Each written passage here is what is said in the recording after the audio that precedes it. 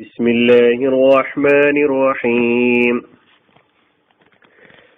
സൂറത്തുൽ ബയ്യിന ആയത്ത് നമ്പർ 2, വിവരണം 2.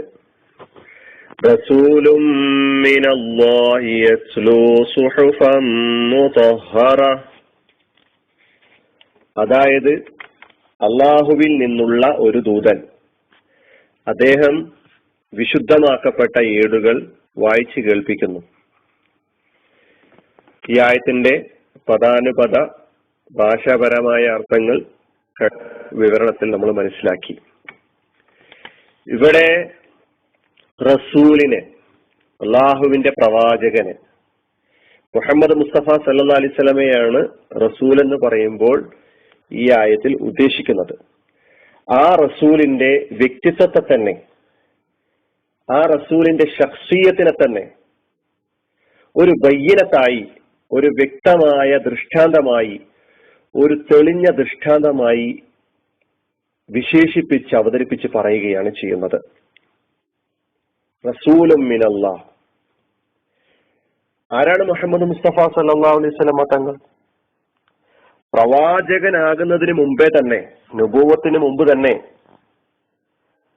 മക്കയിലെ ആളുകളെ സംബന്ധിച്ചിടത്തോളം മുഹമ്മദ് മുസ്തഫ സല്ലല്ലാഹു അലൈഹി വസല്ലമയുടെ ജീവിതം തുറന്ന പുസ്തകമാണ്. നുബുവത്തിന് മുമ്പ് തന്നെ അവർ അദ്ദേഹത്തെ വിളിച്ചിരുന്നത് അൽ അമീൻ, വിശ്വസ്തൻ എന്നാണ്. അവർ തെളിഞ്ഞ ജീവിതത്തിന്റെ ഉടമ. അവിടുത്തെ നുബുവത്തിന് മുമ്പുള്ള അവസ്ഥ നമുക്കറിയാം, നിരക്ഷരനാണ് എന്നത് നമുക്കറിയാം. മുഹമ്മദ് മുസ്തഫ സല്ലല്ലാഹു അലൈഹി വസല്ലമക്ക് വിശുദ്ധ ഖുർആനാകുന്ന മഹാഗ്രന്ഥം അല്ലാഹു സുബ്ഹാനഹു വ തആല അവതരിപ്പിച്ചു കൊടുക്കുകയായിരുന്നു. നബിയുടെ വ്യക്തിത്വം എന്തായിരുന്നു എന്ന് നമുക്ക് തിരിച്ചറിയണമെങ്കിൽ നബിയോടൊപ്പം സഹവസിച്ച ആളുകൾ തന്നെ എന്താണ് നബിയെക്കുറിച്ച് പറഞ്ഞിട്ടുള്ളത് എന്ന് നോക്കുമ്പോഴാണ്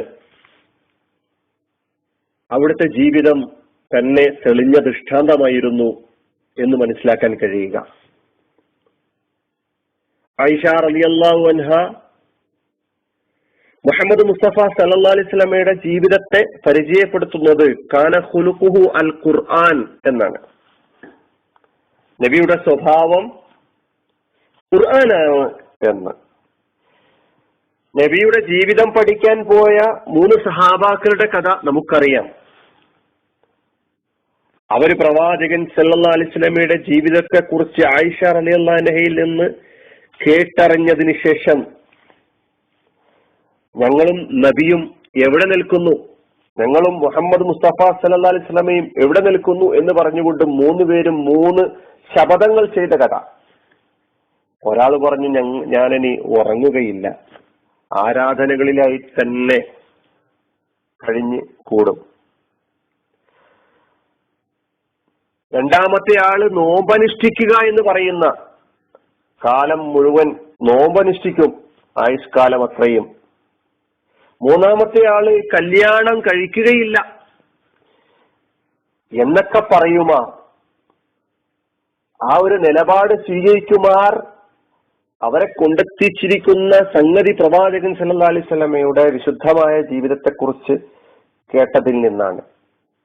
ഈ 3 സഹാബാക്കളുടെയും ശപഥങ്ങളെ, ഇവരുടെ ഈ തീരുമാനങ്ങളെ ശക്തമായ ഭാഷയിൽ പ്രവാചകൻ സല്ലല്ലാഹു അലൈഹി വസല്ലമ തങ്ങൾ എതിർക്കുകയും നബിയുടെ വെറുപ്പ്, ഈ തീരുമാനത്തോടുള്ള വെറുപ്പ് പ്രകടിപ്പിക്കുകയും അവരെ അതിൽ നിന്ന് പിന്തിരിപ്പിക്കുകയും ചെയ്തു എന്നത് നമ്മൾ വേറെ വായിക്കുന്നു.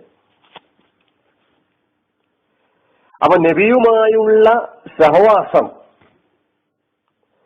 സഹവസിക്കുന്ന ആളുകളിൽ ഉണ്ടാക്കുന്ന പ്രവാചക ജീവിതത്തിന്റെ സ്വാധീനം, അത് പറഞ്ഞു തീർക്കാൻ കഴിയാത്തതാണ്.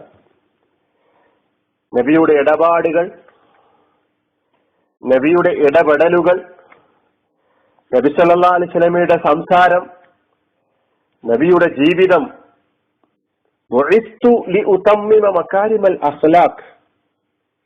ഉത്കൃഷ്ടമായ സ്വഭാവങ്ങളുടെ പൂർത്തീകരണത്തിന് വേണ്ടി നിയോഗിക്കപ്പെട്ടവനാണ് ഞാനെന്ന് മുഹമ്മദ് മുസ്തഫ സല്ലല്ലാഹു അലൈഹി വസല്ലം തങ്ങൾ പറയുന്നു, വിശുദ്ധമായ ആദർശവുമായി വന്ന് വിശുദ്ധമായ ജീവിതം ഈ ലോകത്തിന് സമ്മാനിച്ച പ്രവാചകൻ മുഹമ്മദ് മുസ്തഫ സല്ലല്ലാഹു അലൈഹി വസല്ലം.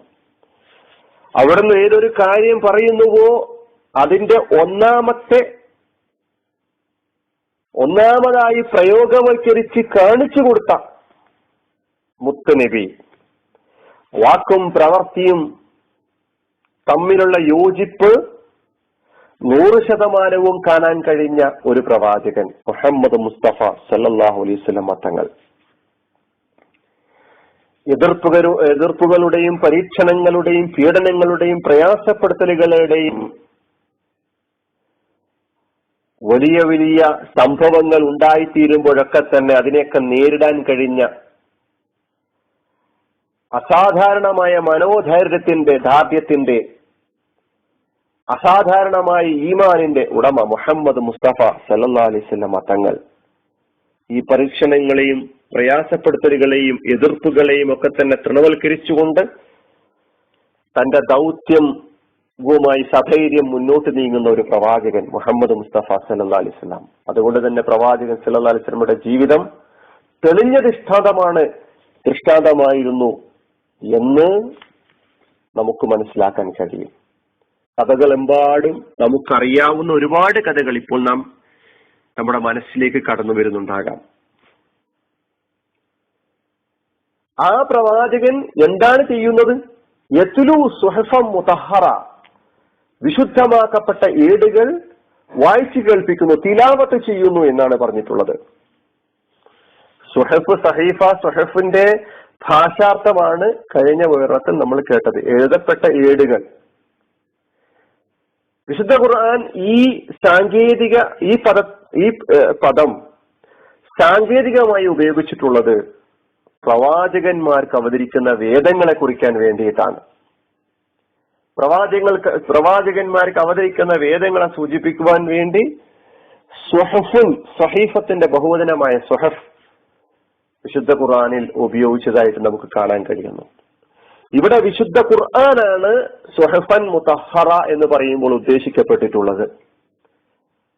യാതൊരു കലർപ്പുമില്ലാത്ത, ഒരസത്യവും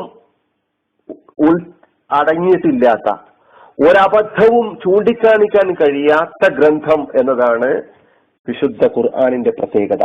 ലോകത്തുള്ള വേറെ ഏത് ഗ്രന്ഥങ്ങളെ എടുത്ത് പരിശോധിച്ച് നോക്കിയാലും എന്നിട്ട് വിശുദ്ധ ഖുർആനെ താരതമ്യം ചെയ്യാൻ നാം മുന്നോട്ട് വരുമ്പോഴാണ് യത്ലു സുഹഫം മുതഹറ എന്ന് പറയുന്ന ഈ ആയത്തിന്റെ സവിശേഷത നമുക്ക് മനസ്സിലാക്കാൻ കഴിയുകയുള്ളൂ.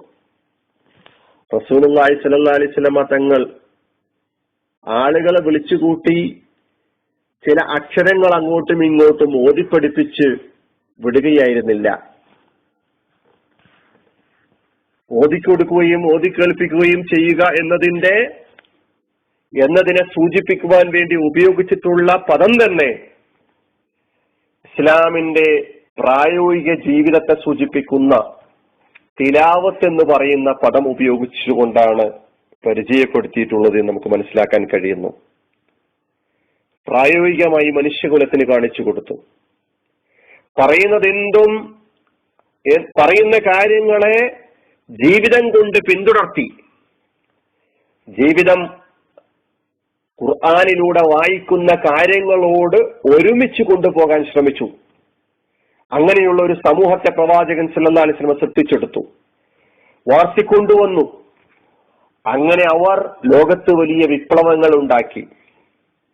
ഇന്നും നമ്മുടെ കയ്യിൽ ഈ മുതഹറത്തായ സുഹഫ്, ഈ വിശുദ്ധമാക്കപ്പെട്ട വേദഗ്രന്ഥം തിലാവത്ത് ചെയ്യാൻ നമ്മുടെ മുമ്പിൽ തുറന്നു കിടക്കുകയാണ്. നമ്മൾ അതിനെ തിലാവത്ത് ചെയ്യാൻ തയ്യാറുണ്ടോ എന്നതാണ് പ്രശ്നം. അതിന്റെ ആശയങ്ങളിലേക്കും അതിന്റെ അർത്ഥങ്ങളിലേക്കും ഇറങ്ങിച്ചെന്ന് ജീവിതത്തെ അതിനോടൊപ്പം കൊണ്ടുപോകാൻ കഴിയുക.